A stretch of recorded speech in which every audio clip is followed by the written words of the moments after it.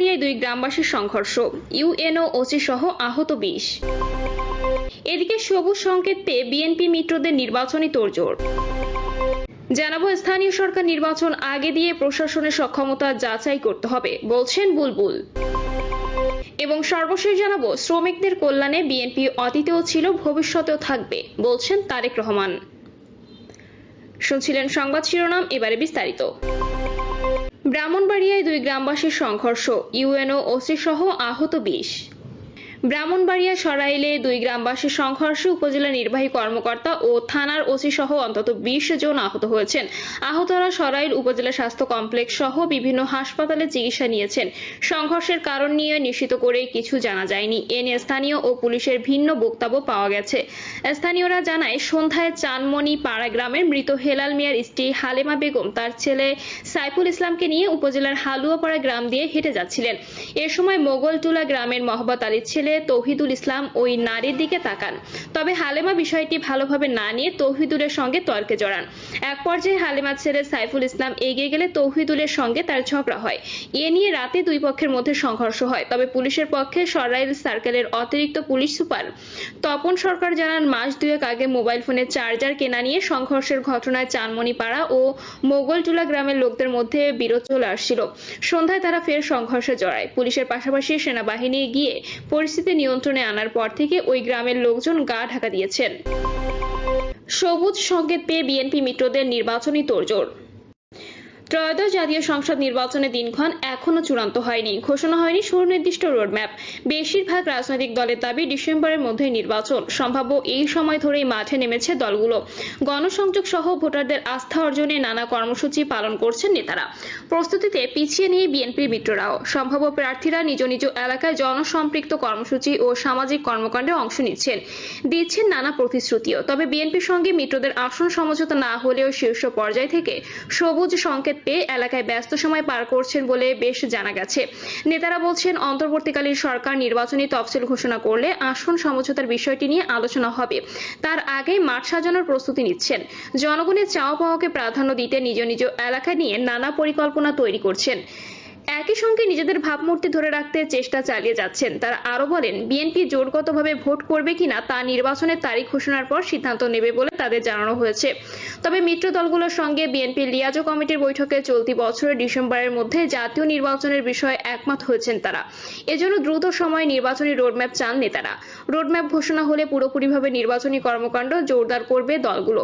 জানতে চাইলে বিএনপির স্থায়ী কমিটির সদস্য আমির খসরু মাহমুদ চৌধুরী বলেন, আমাদের ভারপ্রাপ্ত চেয়ারম্যান তারেক রহমান বলেছেন, আগামী নির্বাচনে জনগণের ভোটে জয়ী হয়ে সরকার গঠন করলে যারা যুগপৎ আন্দোলনে ছিলেন তাদের নিয়ে জাতীয় সরকার গঠন করা হবে। এছাড়া এখনো যেহেতু নির্বাচনী রোডম্যাপ ঘোষণা হয়নি, সেহেতু জোট কিংবা আসন সমঝোতার বিষয়টি আলোচনায় আসেনি। তবে মিত্র দলগুলোর সঙ্গে বিএনপির সম্পর্ক খুবই ভালো। সিদ্ধান্তের ক্ষেত্রেও ঐক্যবদ্ধ থাকব। মিত্র দলগুলোর শীর্ষ নেতাদের মতে আগামী জাতীয় সংসদ নির্বাচন জোটগতভাবে হলে ঢাকায় অন্তত 3টি আসন তারা চাইবেন। তাদের শিগগিরই নির্বাচনের সুস্পষ্ট রোডম্যাপ প্রকাশ করবে সরকার। নির্বাচনী প্রস্তুতি নিচ্ছেন এমন নেতারা বলেন, বিগত 1.5 দশকের বেশি সময় ভোটাররা ভোট দিতে পারেননি। ফ্যাসিস্ট সরকারের এমপি মন্ত্রীরা কেউ ভোটারদের কাছে যায়নি। জনগণের সমস্যার কথাও কেউ শোনেনি। আগামীতে সুষ্ঠু নির্বাচন হলে জনগণ তাদের ভোটাধিকার প্রয়োগের সুযোগ পাবে। ভোটাররা তাদের পছন্দের প্রার্থীকে নির্বাচিত করবে। আগামী নির্বাচন সুষ্ঠু ও গ্রহণযোগ্য হবে এমন আশা করেই মাঠে নেমেছেন মিত্র দলগুলোর শীর্ষ নেতারা। পাড়া মহল্লায় বাড়ি বাড়ি গিয়ে সাধারণ মানুষের আস্থা অর্জনের চেষ্টা করছেন তাদের অনেকেই। বৃহৎ রাজনৈতিক দল বিএনপি কেন্দ্র থেকে প্রতিটি জেলায় মিত্র দলগুলোর শীর্ষ নেতাদের সহযোগিতা করার জন্য তাদের নেতাকর্মীদের বলেছেন। মাহমুদুর রহমান মান্না বলেন, নিয়মিতই এলাকায় নেতাকর্মী ও জনগণের সঙ্গে যোগাযোগ হচ্ছে। সভা সমাবেশ করছি, এলাকার বিভিন্ন স্থানে গণসংযোগ করেছি। তবে নির্বাচনী রোডম্যাপ ঘোষণা হলে পুরোপুরি নির্বাচনী প্রস্তুতি শুরু হবে। সাইফুল হক বলেন, দলগতভাবে আন্দোলনের মধ্য দিয়ে পার্টির এবং নেতৃত্বের এক ধরনের পরিস্থিতি রয়েছে। 2018 সালে আমরা যেসব অঞ্চলে নির্বাচন করেছিলাম সেসব অঞ্চলের সঙ্গে আরো কিছু নতুন এলাকা জোর দিচ্ছি। এখন গণসংযোগ, ছোট ছোট মিটিং, এই কাজগুলো আমরা করছি। দ্বিতীয়ত, পার্টিগতভাবে নির্বাচনের পুরো তালিকা আমরা এখনো চূড়ান্ত করিনি। চেষ্টা করব গণতন্ত্র মঞ্চগতভাবে আলাপ করার জন্য। তিনি বলেন, বিএনপির সঙ্গে আমরা যুগপৎ আন্দোলনে ছিলাম, তাদের সঙ্গে নির্বাচনে বৃহত্তর কোনো সমঝোতা হবে কিনা সেটা নিয়ে এখনো কোনো আলোচনা হয়নি। হয়তো নির্বাচনের শিডিউল এগিয়ে আসলে তখন এটা নিয়ে আমরা সবার সঙ্গে কথাবার্তা বলবো। শহীদ উদ্দিন মাহমুদ স্বপন বলেন, আমি সবসময় এলাকায় যাই, এলাকার মানুষের সঙ্গে যোগাযোগ আছে। ভোটের প্রস্তুতির অংশ হিসেবে এলাকার মানুষের সঙ্গে কথা হচ্ছে। সামাজিক ও সাংগঠনিক কর্মকাণ্ডে অংশ নিচ্ছি, সভা সমাবেশ করছি। অ্যাডভোকেট সৈয়দ এহসানুল হুদা বলেন, আমার নির্বাচনী এলাকায় প্রচারণা চালিয়ে যাচ্ছি। হাটবাজার ও মাঠে ঘাটে 31 দফা লিফলেট বিতরণ করছি। আমি মনে করি 31 দফাই হচ্ছে জাতির মুক্তির সনদ। এটা বাস্তবায়নের মাধ্যমে জনগণের কাঙ্ক্ষিত উন্নয়ন সম্ভব। স্থানীয় গণমাধ্যম ব্যক্তি, সুশীল সমাজ, সাংবাদিক ও অন্যান্য পেশাজীবীদের সঙ্গে নিয়মিতই মত বিনিময় ও বৈঠক করে আসছি। এলাকায় নানা উন্নয়নমূলক কাজে সরাসরিভাবে অংশ নিচ্ছি। এসব কর্মসূচিতে জনগণ স্বতঃস্ফূর্তভাবে সাড়া দিচ্ছে। স্থানীয় সরকার নির্বাচন আগে দিয়ে প্রশাসনের সক্ষমতা যাচাই করতে হবে, বলছেন বুলবুল। অন্তর্বর্তী সরকারের প্রধান উপদেষ্টার ঘোষিত সময়ের মধ্যেই গণহত্যার বিচার ও রাষ্ট্রের প্রয়োজনীয় মৌলিক সংস্কার শেষ করে নির্বাচন দেওয়ার দাবি জানিয়েছেন জামায়াতের কেন্দ্রীয় নির্বাহী পরিষদের সদস্য ও ঢাকা মহানগরী দক্ষিণের আমির মোহাম্মদ নুরুল ইসলাম বুলবুল। তিনি বলেন, জামায়াত 5ই আগস্ট পরবর্তী সময় থেকে বলে আসছে গণহত্যার বিচার ও রাষ্ট্রের প্রয়োজনীয় মৌলিক সংস্কার করে জাতীয় নির্বাচনের আগে স্থানীয় নির্বাচন দিতে হবে।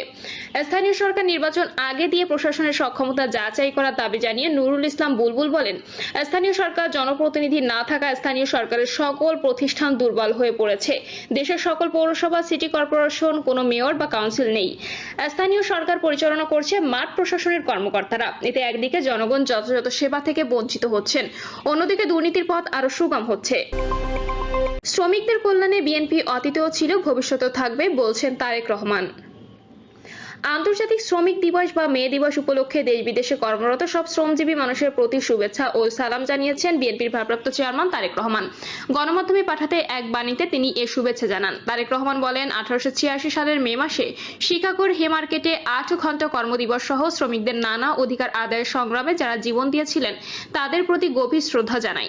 বাণীতে তিনি মে দিবসকে আন্তর্জাতিক শ্রমিক আন্দোলনের উদযাপন দিবস আখ্যা দিয়ে বলেন, বিশ্বজুড়ে শ্রমজীবী মানুষ এই দিনে সংগঠিতভাবে রাজপথে নেমে নিজেদের অধিকার প্রতিষ্ঠার সংগ্রামে সামিল হয়।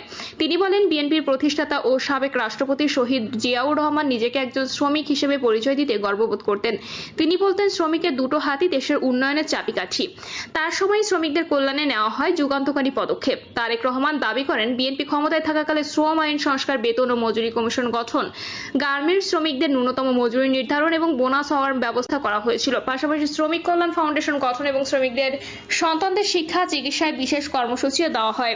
গার্মেন্টস খাতকে দেশের সবচেয়ে বড় শ্রমিক নির্ভর শিল্প উল্লেখ করে তারেক রহমান বলেন, এই শিল্পের শহীদ জিয়ার অবদান অবিস্মরণীয়। তার নেওয়া পদক্ষেপে পোশাক শিল্প আজ দেশের অর্থনীতির চালিকা শক্তি। বর্তমান প্রেক্ষাপট তুলে ধরে বিএনপির এই নেতা বলেন, দুঃশাসনের সময়ে সবচেয়ে বেশি নিপীড়িত হয়েছে শ্রমিক শ্রেণী।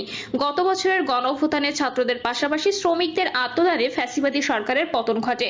এখনো শ্রমিকের অধিকার প্রতিষ্ঠার পথে বাধা থাকার কথা নয়, তথাপি শ্রমিকরা আজও অবহেলিত ও বঞ্চিত।